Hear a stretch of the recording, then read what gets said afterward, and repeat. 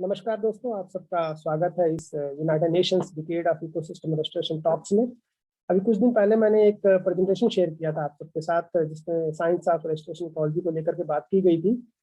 और बहुत सारे लोगों का रिस्पांस आया, और उसमें एक मेरे फ्रेंड है, उन्होंने मुझे कॉल किया कि कृपाल, इस जिस साइंस की आप बात कर रहे हो, जो इस्तेमाल होती है बहुत सारे फॉरेस्ट और वेटलैंड्स को सुधारने में, इसको अगर सरल भाषा में बात करें, अगर आप हिंदी में बात करें तो ज़्यादातर लोगों को ये चीज़ समझ में आ सकती है, और हो सकता है कि ज़्यादा से ज़्यादा लोग इसके साथ, इस मिशन के साथ जुड़ सकें। तो मुझे बहुत अच्छा लगा उनका सुझाव, क्योंकि जो पहला प्रिंसिपल है रेस्टोरेशन इकोलॉजी का, वो ये है कम्युनिटी इंगेजमेंट। ज़्यादा से ज़्यादा लोगों को इसमें इन्वॉल्व किया जाए, उनके नॉलेज को, उनकी प्रैक्टिसेस को, जिससे कि हम सक्सेसफुल हो सके हमारे इकोसिस्टम रेस्टोरेशन का जो गोल है उसको प्राप्त करने में। तो उसी पे थोड़ा सा बात करूंगा आप लोगों के साथ अगले 8-10 मिनट तक। और इस वीडियो को अंत तक देखिएगा। लास्ट में एक मैं रिक्वेस्ट कर रहा हूँ, आप सबसे अपील कर रहा हूँ कि आप सब लोग भी अपने अपने ज्ञान को साझा करें और ज़्यादा से ज़्यादा लोग इसके साथ जुड़ सकें। तो दोस्तों, अगर हम इकोसिस्टम डिग्रेडेशन की बात करें तो हम सब ने एक्सपीरियंस किया होगा, हम सब ने देखा होगा। बहुत बड़े जंगलों की अगर ना बात करें हम, तो गांव देहात में हम सब जाते हैं तो देखते हैं कि पहले 2-4-10 किलोमीटर आप वॉक करते थे तो आपको 2-4-5 ऐसे फॉरेस्ट मिल जाते थे, कुछ ऐसे बगीचे मिल जाते थे, जहाँ पर बहुत सारे पशु पक्षी रहा करते थे, और उनको एक शेल्टर मिलता था अपनी पॉपुलेशन को बढ़ाने के लिए और ग्रो करने के लिए। ऐसे ही जब हम वॉक करते थे तो हमारी जो गांव की जो सड़कें हुआ करती थी, उसके दोनों तरफ 5-7 फुट का एरिया रहता था, जहाँ पर बहुत सारे स्थानीय पौधे ग्रो करते थे और अपना विकास करते थे, और साथ में बहुत सारे ऐसे ग्रासेस भी होते थे जो वहाँ पे रहते थे, और लोकल जो वहाँ के लोग थे वहाँ पे अपने गाय भैंसियों को चराया करते थे। इसके साथ ही आपने नेशनल हाईवे पे देखा होगा कि दोनों तरफ 5-10 मीटर की जगह होती थी, दोनों ही हाईवे के दोनों तरफ। और उन 5-10 मीटर में बहुत बड़े बड़े वृक्ष लगे होते थे, और कई प्रकार के छोटे श्रब्स भी होते थे, कुछ ग्रासेस भी होती थी नीचे ग्रो करती थी। और वो भी एक बहुत बड़ा ये साधन था इन हमारी वाइल्ड लाइफ को सपोर्ट करने के लिए, हमारे जो जीव जंतु और पशु हैं वहाँ पर रहने के लिए। और बहुत सारी हमारी पादप प्रजातियां जो है उनको भी वहाँ पर ग्रो करने का मौका मिलता है। इसके साथ ही अगर हम वेटलैंड की बात करें, जो हमारे जलीय इकोसिस्टम्स हैं, उनमें भी हो सकता है आप लोगों ने एक्सपीरियंस किया हो। मैंने मैंने पर्टिकुलरली देखा है कि मैं इधर जिधर से हम रहने वाले हैं वहाँ पे एक नदी हुआ करती थी, उसका बारिश में वो काफी दूर तक फैल जाया करती थी। वो 5-7 एकड़ या 15-20 एकड़ एरिया जो था वो कवर कर लेती थी, वहाँ पानी का बहाव रहता था। और जब वो बारिश खत्म हो जाती थी तो पानी फिर से वो नदी के मेन फ्लो में आ जाता था, और पास की पड़ी हुई जमीन पे बहुत सारे ग्रासेस ग्रो करते थे। और उस ग्रास लैंड पे बहुत सारे जानवर रहा करते थे, बहुत सारे पक्षी अपने अंडे दिया करते थे और अपने बच्चों को, अपनी पॉपुलेशन को बढ़ाते थे। और जो स्थानीय लोग होते थे वो उसको चारागाह की तरह इस्तेमाल करते थे, अपनी सैकड़ों गाय भैंसियां वहां पर चराया करते थे और उसको इस्तेमाल करते थे। ऐसे ही बहुत सारे तालाब गांव में होते हैं या हुआ करते थे, जहाँ पर बहुत सारी पशु पक्षी आते थे और आकर के अपने अपने जीवन को यापन करते थे। बहुत सारी ऐसी जलीय प्रजातियां थी जिसमें रहा करती थी और अपनी ग्रोथ को बढ़ाते थे। लेकिन धीरे धीरे क्या हुआ कि ये जो हम एग्रीकल्चर का एक्सपेंशन कर रहे हैं, जो हमारी पॉपुलेशन बढ़ रही है, उस पॉपुलेशन को फूड देने के लिए, उस पॉपुलेशन को एनर्जी देने के लिए हमें क्या करना पड़ रहा है, हमें एग्रीकल्चर के एरिया को बढ़ाना पड़ रहा है। तो जब हम एग्रीकल्चर के एरिया को बढ़ा रहे हैं तो हमारे बहुत सारे ऐसे इकोसिस्टम्स हैं जो खत्म होते जा रहे हैं और एकदम से विलुप्त हो चुके हैं। अगर हम बड़े फॉरेस्ट इकोसिस्टम की बात करें तो वही अब बचे हुए हैं, छोटे फॉरेस्ट इकोसिस्टम्स धीरे धीरे खत्म होते चले जा रहे हैं। और अभी आप जब जाते हो हाईवे पे, या अभी आप जाते हो गांव में किसी सड़क पे, तो सड़क तो आपको पक्की मिलती है, आप अच्छे से वहां पे अपनी बाइक को, अपने मोटरसाइकिल को, कार को स्पीड में चला सकते हैं। लेकिन आप पैरेलली अगर देखेंगे तो वो सड़क के दोनों तरफ खेती हो रही है, वहां पे कोई ग्रासलैंड नहीं है, वहां पे कोई ऐसा एरिया नहीं है जहाँ पर वो हमारे जंगली जानवर या पशु पक्षी वहां पे रह सके। ऐसे ही हाईवे पे भी आप देख लीजिए, हाईवे पे अगर आप देखते हो दोनों तरफ तो 5-10 मीटर की जगह को हटा करके रोड हमें बड़ी कर दी गई, जिससे कि हमें सुविधा रहे आने जाने में। लेकिन बीच में एक स्ट्रिप बना दी गई है जहाँ पर कुछ पौधे लगा दिए गए हैं, जिसे हम इकोलॉजिकल कंपनसेशन बोलते हैं, या हमें कहते हैं कि जो हमारा जो नुकसान हुआ उसकी भरपाई इस एक क्यारी से की जा रही है, जो 5-10 मीटर का जंगल हटा करके। तो ये जो इकोसिस्टम्स है हमारे, ये डिग्रेड हो रहे हैं। और ये छोटे छोटे इकोसिस्टम्स की बात रही। ऐसे ही हमारे जो बड़े फॉरेस्ट इकोसिस्टम्स है, या ट्रॉपिकल फॉरेस्ट हम बोलते हैं, या रेन फॉरेस्ट हम जो बोलते हैं, वो भी धीरे धीरे डिग्रेड हो रहे हैं, खत्म हो रहे हैं। क्योंकि बहुत सारी ऐसी प्रजातियां उसके अंदर आ गई हैं, पादप प्रजातियां, जो खुद तो ग्रो कर रही है लेकिन दूसरी स्पीशीज को वहाँ ग्रो करने में दे रही है। ऐसे ही बहुत सारे ऐसे डेवलपमेंट के भी काम वहाँ पे चल रहे हैं जिससे कि उन फॉरेस्ट को खत्म किया जा रहा है। बहुत सारी आबादी हमारी बढ़ रही है जिसको रहने के लिए घर चाहिए, तो वो स्पेस भी हमें चाहिए, इसके लिए भी फॉरेस्ट को हटाया जा रहा है। तो ये हमारे इकोसिस्टम सारे खत्म हो रहे हैं। और ये इकोसिस्टम खत्म होने के साथ साथ आप देखेंगे कुछ प्रजातियां भी हमारी खत्म हो रही है। मैं एक छोटा सा प्रेजेंटेशन है यहाँ आपके साथ शेयर करूंगा। ये मैंने आपसे बात की कि हमारे इकोसिस्टम्स हमारे खत्म हो रहे हैं।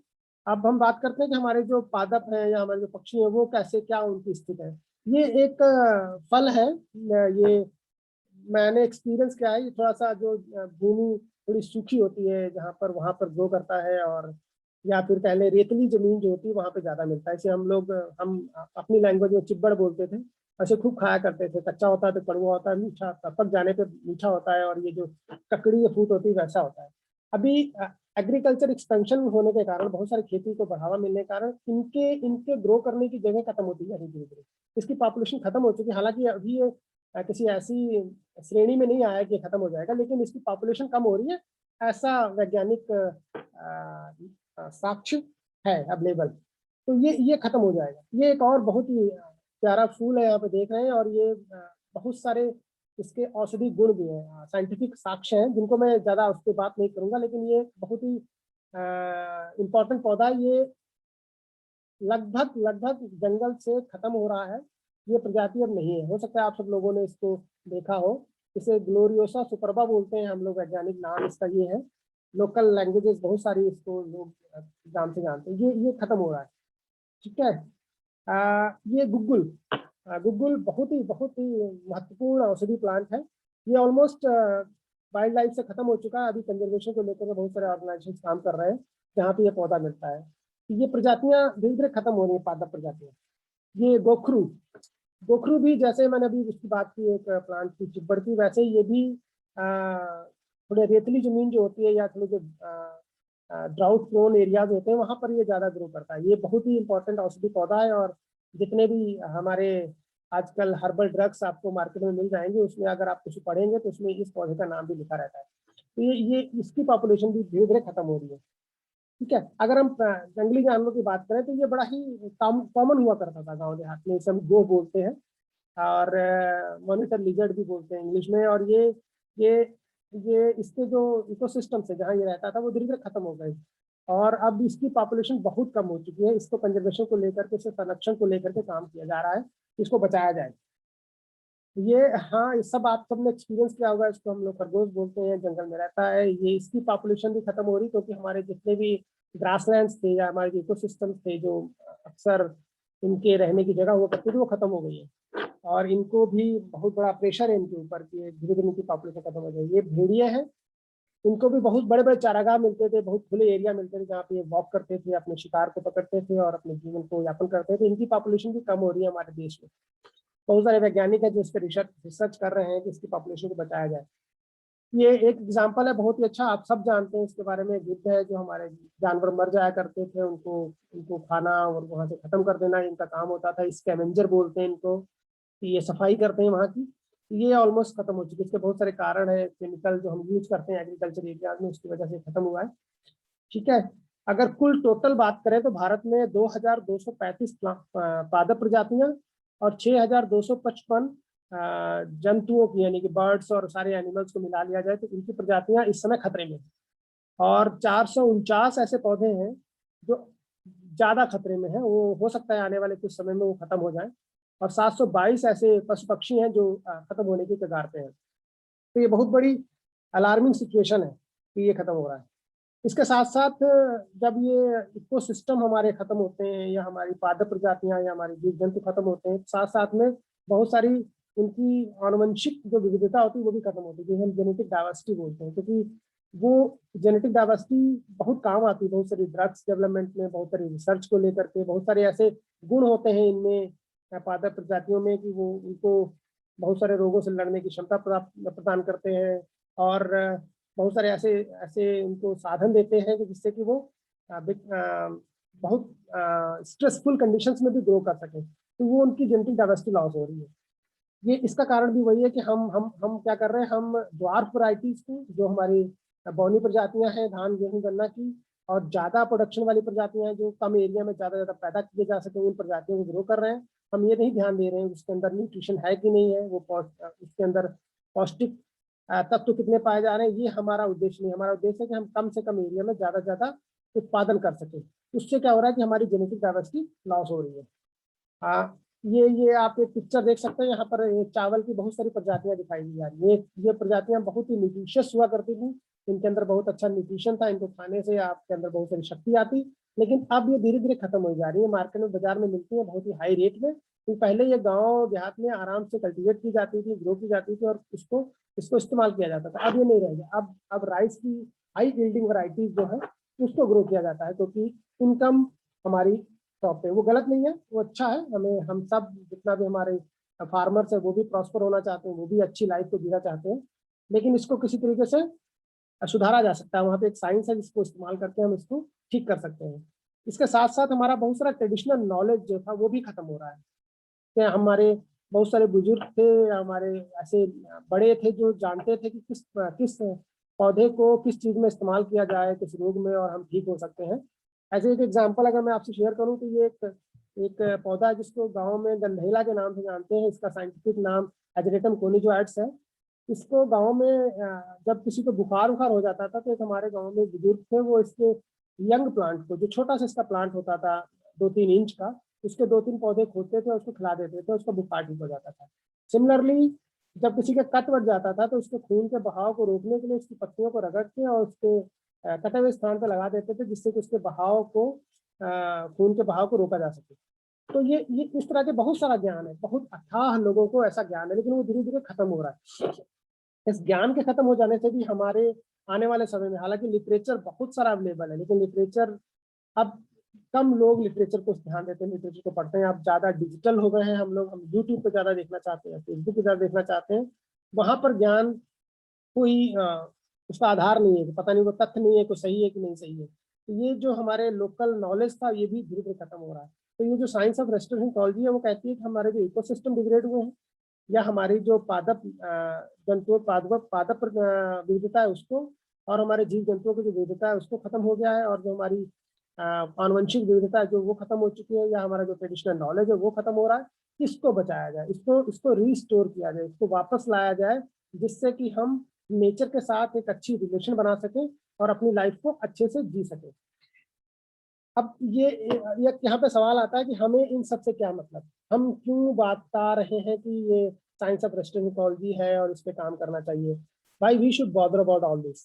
तो इसकी हमें चिंता करने की जरूरत इसलिए है, आगे जो मैं आपको पिक्चर दिखाने जा रहा हूँ वो बड़ी ही थोड़ी भयावह है, उसको देख करके थोड़ा निगेटिविटी आ सकती है हम सबके मन में, लेकिन सच्चाई वही है। अभी अभी हम लोग एक बहुत बड़ी पैंडेमिक है या बहुत बड़ी ट्रेजिडी है जिससे हम गुजर रहे हैं। पिछले 2 साल से हम सब लोगों ने बहुत कुछ देखा है इस कोरोना काल में, और वैज्ञानिकों ने पूरी तरह से सिद्ध कर दिया है कि ये जो कोरोना वायरस है ये इसके हमारी ह्यूमन पॉपुलेशन में, हमारी मानव प्रजाति में आने का कारण है हमारे जो जंगल है वो खत्म होना, हमारी जो नदियां उनका खत्म होना, और हमारे जो जंतु या हमारे जो पादप है उनका खत्म होना ही कारण है कि ये हमारे अंदर आया है। तो हम हम सबको क्यों चिंता करनी चाहिए इसकी, हम सबको क्यों अपनी साझेदारी निभानी चाहिए इस मिशन में, क्योंकि अगर हमने ये सब ना किया तो स्थिति बहुत भयानक होगी। अभी तो मिल गया कुछ लोग हमें दफनाने वाले, और हमें मिल गए कुछ लोग जलाने वाले, हमें मिल गए कुछ लोग बहाने वाले। लेकिन अगर ऐसा ही चलता रहा तो शायद एक समय ऐसा आएगा कि कोई मिले भी ना कि जो हम हमारे हमारे हमारे हमारे शरीरों को संभाल सके।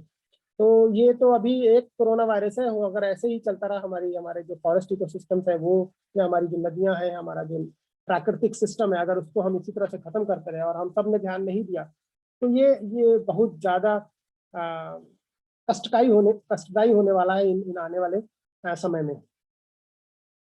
ये अभी अभी एक हमारे सेंट्रल मिनिस्टर, उन्होंने एक पिक्चर ट्विटर पे शेयर की थी कि 6-7-10 किलोमीटर चलते हुए माँ और उसकी बेटी बेहोश हो गए, और माँ तो जिंदा है लेकिन बेटी की डेथ हो गई, जो 6 साल की उसकी बेटी है। इसका कारण भी ये मरुस्थलीकरण है, ये जो डिजर्टिफिकेशन है, ये इसका रीजन है। और ऐसे बहुत सारे केसेस हमें और मिलेंगे अगर हमने इसी तरह से इकोसिस्टम को डिग्रेड करना रखा और जारी रखा। इस सारी चीजों को, यानी कि इकोसिस्टम जो हमारा डिग्रेड हो रहा है उसको, और हमारी जो बायोडाइवर्सिटी लॉस हो रही है उसको, और उस बायोडाइवर्सिटी लॉस से रिलेटेड जो हमारी सर्विसेज या सेवाएं हैं उनको बचाया जा सके, उसको लेकर के United nation declaration of ecosystem restoration काम कर रहा है। यूनाइटेड नेशन एक अंतर्राष्ट्रीय संघ है जिसकी बहुत सारी एजेंसीज हैं, बहुत सारी उसकी इंडिपेंडेंट ऑर्गेनाइजेशन है। उसमें एक है यूनाइटेड नेशन एनवायरनमेंट प्रोग्राम जो एनवायरनमेंट को लेकर काम करता है। उसी का एक ऑर्गेनाइजेशन जो है फूड एंड एग्रीकल्चर ऑर्गेनाइजेशन जो फूड को लेकर के काम करता है। ये दोनों ऑर्गेनाइजेशन मिल करके ज्वाइंटली आने वाले 10 साल के लिए इकोसिस्टम रेस्टोरेशन, यानी कि जो हमारी जैव विविधता खत्म हो रही है उसको, या हमारे जो इकोसिस्टम जो खराब हो रहे हैं, जिनका पतन हो रहा है, उनको बचाने के लिए काम करेगा। इसमें पूरे विश्व के सारे देश इन्वॉल्व है, हमारा भारत देश भी इसमें है। हमारी सरकार ने ये वादा किया है, ये प्रतिज्ञा की है कि अगले 10 साल के अंदर अंदर वो 26 मिलियन यानी कि 2,60,00,000 एकड़ हमारी जो जमीन जमीन जो है खराब हो चुकी है, जंगल जो खराब हो चुके हैं उसको रिस्टोर करेगा और उसको अच्छा बनाएगा। और इसके साथ ही बहुत सारी ऐसी योजनाएं और भी लॉन्च कर रहा है जिससे कि हमारे इकोसिस्टम को बचाया जा सके। तो ये थोड़ा सा पिक्चर मैंने शेयर करी कि हमारा जो इकोसिस्टम है वो डिग्रेडेड क्यों हो रहा है और उसके क्या कारण हैं, और उनको बचाने के लिए जो अंतर्राष्ट्रीय एजेंसी है कैसे काम कर रही है। ठीक है, उसी को लेकर के मैंने स्टार्ट किया था कि मैं एक छोटा सा प्रेजेंटेशन दूँ साइंस ऑफ रेस्पिरेटरी को, किसी एरिया में मैं काम कर रहा हूँ। और उसको जब अपलोड कर दिया, इस चैनल को मैंने लॉन्च कर दिया, तो फिर अभी जब कुछ लोगों से बात हुई तो मुझे और आइडिया है कि क्यों ना मैं इस चैनल पे खुद तो बात करूँ और लोगों से भी मैं रिक्वेस्ट करूँ और अपील करूँ कि वो लोग भी, अगर उनको लगता है कि वो और बेहतर तरीके से और अच्छे तरीके से इस सब्जेक्ट को समझा सकते हैं, बता सकते हैं, तो उन सबसे मैं रिक्वेस्ट करूंगा कि वो इस चैनल से जुड़े और अपने अपने आइडियाज को, अपने अपने व्यूज को शेयर करें।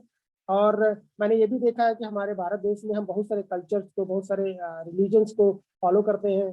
पर्टिकुलरली मैं अपने रिलीजन की बात करूँ तो हमारे सिखिज्म में भी बहुत सारे ऐसे कॉन्सेप्ट, ऐसे आइडियाज हैं, ऐसी शिक्षा दी गई है हमें, जिसको हम अपना करके हम अपने एनवायरनमेंट को बचा सकते हैं, अपने इकोसिस्टम को बचा सकते हैं।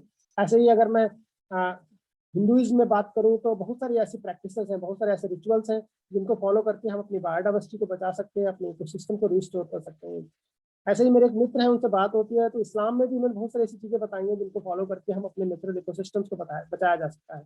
और भी जो लोग, आप लोग इस वीडियो को सुन रहे हैं या मेरी बात को सुन रहे हैं, आपको लगता है कि अगर कोई ऐसा रिलीजियस मैसेज है आपके पास, वो आप लोगों को देना चाहते हैं, तो वो भी आप यहाँ से दे सकते हैं, जिससे कि हर कम्युनिटी का लोग, हर बिलीफ का लोग इसके साथ जुड़ सकें और इस मिशन में कंट्रीब्यूट कर सकें।